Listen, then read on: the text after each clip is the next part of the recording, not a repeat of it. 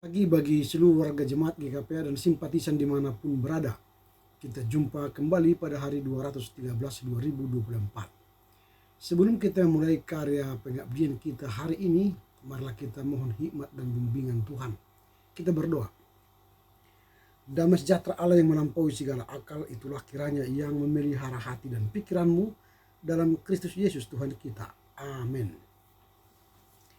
Firman Tuhan yang akan mengawali seluruh kegiatan kita dan memberikan kita kekuatan dalam melakukan kesaksian, persekutuan dan pelayanan kita di tengah gereja dan keluarga dan masyarakat, tertulis dalam kitab Injil menurut Yohanes pasal 3 ayat yang ke-7. Saya baca dari Alkitab terjemahan baru 2. Demikian tertulis. Janganlah heran karena aku berkata kepadamu, kamu harus dilahirkan kembali. Do not be amazed that I say to you, you must all be born from above. Amen. Yang berbahagialah mereka yang mendengar serta memelihara kebenaran firman Tuhan. Tema renungan kita hari ini, pentingnya kelahiran kembali. Pentingnya kelahiran kembali. Nah, ini adalah bagian dari percakapan Yesus dengan Nikodemus, seorang pemimpin agama Yahudi yang datang kepada Yesus pada malam hari untuk mencari pemahaman yang lebih dalam tentang ajaran Yesus sendiri. Dalam percakapan itu Yesus menekankan pentingnya dilahirkan kembali. Dan pada penjelasan Yesus kepada Nikodemus, dilahirkan kembali itu bukan dalam arti fisik, tetapi kelahiran rohani yang datang dari Allah.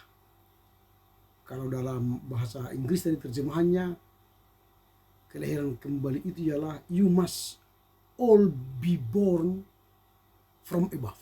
Jadi kamu dilahirkan kembali dari atas. Yesus berbicara tentang kebutuhan untuk dilahirkan kembali dalam roh. Jadi dilahirkan kembali itu bukan secara fisik, tetapi dilahirkan dalam roh.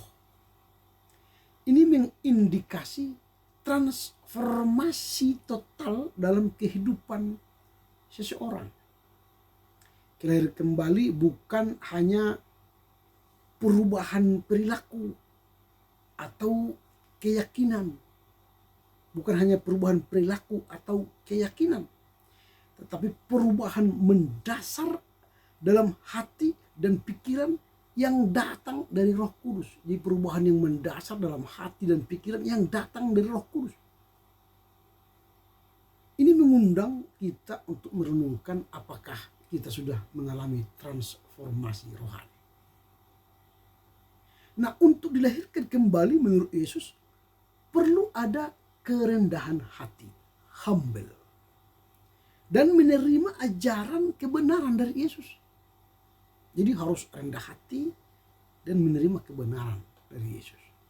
Nikodemus, seorang ahli agama dan pemimpin agama Yahudi, datang kepada Yesus untuk mencari kebenaran. Dia menunjukkan kerendahan hatinya, belajar menerima ajaran yang Yesus ajarkan kepadanya, meskipun ia menantang pemahaman tradisionalnya. Kita juga diajak untuk memiliki hati yang terbuka dan rendah hati, mencari kebenaran dan petunjuk Tuhan. Kelahiran kembali adalah syarat mutlak untuk diterima dalam kerajaan sorga. Jadi kalau kita tidak dilahirkan kembali, dilahirkan dari atas, dilahirkan oleh roh, kita tidak bisa menerima kerajaan Allah. Ini menunjukkan bahwa upaya manusia sendiri tidak cukup untuk mendapatkan hidup yang kekal. Hanya melalui anugerah Allah, sola gratia, dan pekerjaan Roh Kudus, baru kita dapat dilahirkan kembali dan mendapat akses masuk dalam kerajaan Allah. Ketika kita dilahirkan kembali, kita dipanggil untuk hidup dalam cara yang baru, mencerminkan kehidupan dan sifat Roh Kristus. Ini akan membuat kita diterima dalam kerajaan Allah. Artinya apa? Kita meninggalkan cara hidup yang lama dan berusaha untuk hidup dengan sesuai kehendak Allah dan dipimpin oleh Roh Allah. Sehingga Yesus berkata, janganlah heran. Ini menunjukkan sebuah kelahiran kembali merupakan sebuah misteri dari keajaiban Allah yang mungkin sulit untuk dipahami oleh kita dan juga oleh pikiran Nikodemus. Namun kita dipanggil untuk percaya dan meminta dan menerima pekerjaan Allah dalam hidup kita dengan iman. Pertanyaan kita sekarang ialah apa yang hendak kita renungkan dari nas hari ini. Yang pertama, makna kelahiran baru. Makna kelahiran baru. Yesus menegaskan bahwa kelahiran kembali adalah sesuatu kebutuhan bagi segenap setiap orang yang ingin masuk dalam kerajaan Allah. Ini bukan kelahiran fisik, saya garis bawahi, ini bukan kelahiran fisik, tetapi kelahiran rohani yang menandakan perubahan yang mendalam dalam hati, dalam pikiran, dalam jiwa seseorang melalui Roh Kudus. Karenanya kita merenungkan apakah kita telah mengalami kelahiran kembali dalam Roh Kudus dan bagaimana kita dipengaruhi dalam kehidupan yang baru itu. Itu yang pertama, makna dari kelahiran kembali. Yang kedua, kebutuhan akan transformasi. Ayat ini hendak mengingatkan kita bahwa orang Kristen bukan hanya beriman pada perubahan perilaku dan kepatuhan pada aturan. Bukan itu saja iman kita, dasar iman kita. Tetapi tentang transformasi yang mendasar, perubahan yang mendasar. Dan itu hanya bisa diraih, dicapai oleh kita melalui Roh Kudus. Karenanya bagaimana kita membiarkan Roh Kudus bekerja dalam hidup kita untuk mengubah dan membarui kehidupan kita sehari-hari. Itu yang kedua. Yang ketiga, kesadaran dan penerimaan. Jadi kita harus sadar. Menerima pengajaran itu harus sadar. Nikodemus awalnya tidak memahami makna dilahirkan kembali. Tetapi dia sadar dan menerima ajaran Yesus itu, maka dia memahami dan mengerti makna dilahirkan kembali. Karenanya kita perlu membuka hati pikiran kita untuk memahami dan menerima kebenaran firman Tuhan. Meskipun itu mungkin sulit atau di luar pemahaman kita. Itu yang ketiga, kesadaran dan penerimaan. Nikodemus akhirnya sadar butuh kelahiran kembali dan menerima ajaran Yesus itu. Dan dia mengubah cara berpikir, cara bertindak, dan cara bersikapnya.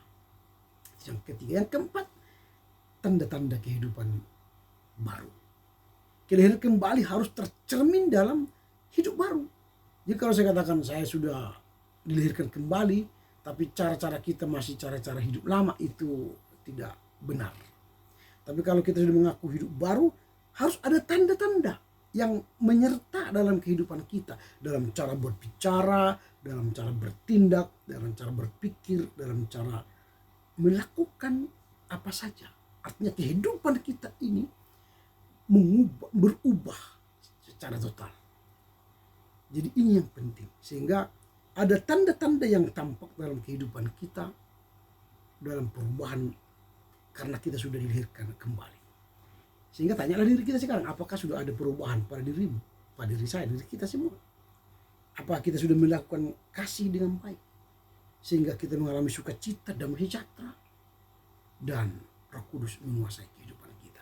Itu yang keempat. Yang terakhir, yang kelima, keajaiban dalam kelahiran baru. Ada keajaiban dalam kelahiran baru. Yesus berkata, janganlah heran. Kata janganlah heran menunjukkan bahwa kelahiran kembali itu adalah keajaiban Allah. Jadi kelahiran kembali oleh Roh Kudus itu keajaiban. Pekerjaan Roh Kudus sesuatu di luar daya nalar kita. Allah yang mengubah kehidupan kita melalui Roh Kudusnya.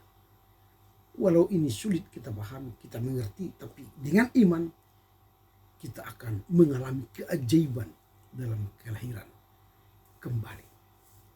Inilah pokok-pokok penting yang perlu kita renungkan dari nas hari ini. Yang pertama, makna kelahiran kembali. Yang kedua, kebutuhan akan transformasi. Yang ketiga, kesadaran dan penerimaan. Yang keempat, tanda-tanda kehidupan baru. Dan yang kelima, yang terakhir, keajaiban dari kelahiran baru. Karena itu, berusahalah untuk hidup dalam cara yang mencerminkan kasih, kebenaran Kristus. Mengubah transformasi total kehidupan kita. Dari cara bicara, bertindak, bertingkah laku kita seturut dengan kehendak Tuhan. Sehingga kita menjadi saksi Kristus dalam kehidupan kita sehari-hari. Amin. Kita berdoa. Terima kasih Bapa, firman-Mu yang telah kami dengar mengajar kami pentingnya dilahirkan kembali dari atas. Itu syarat mutlak untuk menerima kehidupan yang kekal dan memasuki kerajaan Allah. Karenanya mampukan kami untuk mengubah transformasi total dalam hidup kami. Sehingga ada tanda-tanda bahwa kami telah dilahirkan kembali melalui cara kata, bersikap, tingkah laku kami menjadi saksi Kristus dalam kehidupan kami. Terpujilah Engkau Bapa, mampukan kami untuk mengerti, memahami firman-Mu dan melakukannya dalam kehidupan kami sehari-hari. Amin. Tuhan Yesus memberkati. Tetap jaga kesehatan. Horas, horas, horas.